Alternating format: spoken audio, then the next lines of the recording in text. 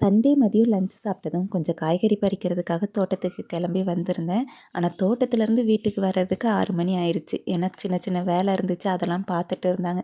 அதை முடிச்சுட்டு வர்றதுக்கேட்டியும் டைம் ஆயிடுச்சு. தோட்டத்துலேருந்து ஒயிலட் கலர் கத்திரிக்காய், வெள்ளை கலர் கத்திரிக்காய், பச்சை மிளகாய், தக்காளி, சொரக்காலாம் பறிச்சுட்டு வந்திருந்தேன். கிழங்கும் பிடிங்கிட்டு இருந்தாங்க. 4-5 கிழங்கு அவிக்கிறதுக்காக வாங்கிட்டு வந்திருந்தேன். நைட்டு டின்னருக்கு சப்பாத்தி தான். அதுக்கு எம்டி குருமா மாதிரி தான் ரெடி பண்ணிட்டு இருந்தேன். பாத்திரத்தில் எண்ணெய் ஊற்றிட்டு பட்டை கிராம்பு ஸ்பைசஸ் சேர்த்துட்டு ஆனியன் சேர்த்துருக்கேன். ஆனியன் வதங்குறதுக்கிட்டையும் தேங்காய், பொரிக்கடலை, கசகசா, பெருஞ்சீரகம், பட்டை, கிராம்பு, சின்ன வெங்காயம் இது எல்லாத்தையும் பேஸ்ட்டாக அரைச்சி எடுத்துக்கிட்டேன். வெங்காயம் வதங்கினதும் தக்காளி மசிஞ்சதும் இஞ்சி பூண்டு பேஸ்ட், அதோடைய பச்சை வாசம் போனதுக்கப்புறமா மஞ்சத்தூள், மிளகாய்த்தூள், மட்டன் மசாலா ஆட் பண்ணியிருக்கேன். அது ஒரு நிமிஷம் மட்டும் வதக்கிட்டு 2 கிளாஸ் போல் தண்ணி சேர்த்துருக்கேன். தண்ணி ஊற்றினதுக்கப்புறமா புதினாவும் அரைச்சி வச்சிருக்க பேஸ்ட்டும் தேவையான அளவு உப்பும் போட்டு நல்லா மிக்ஸ் பண்ணிவிட்டு மூடி போட்டு சிம்மில் வச்சு 3 விசில் வச்சா போதும். அவ்வளோதான், குருமா சூப்பராக ரெடி ஆயிருச்சு. பார்க்கும்போதே டெம்டிங்காக இருந்தது. வாசனை சூப்பராக இருந்தது.